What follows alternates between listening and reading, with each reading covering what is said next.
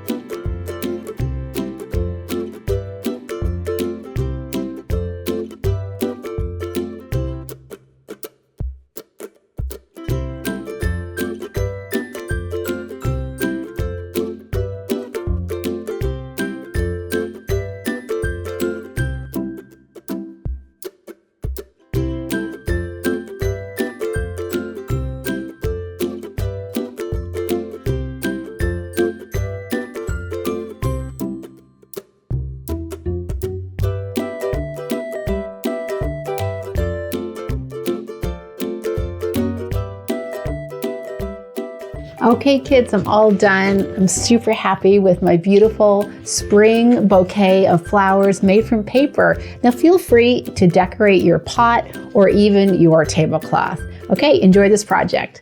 Now, I want to see what you guys are doing, so make sure that you post your artwork on the Deep Space Sparkle Dazzler group and show off your spring bouquets. Okay, I'll see you next week.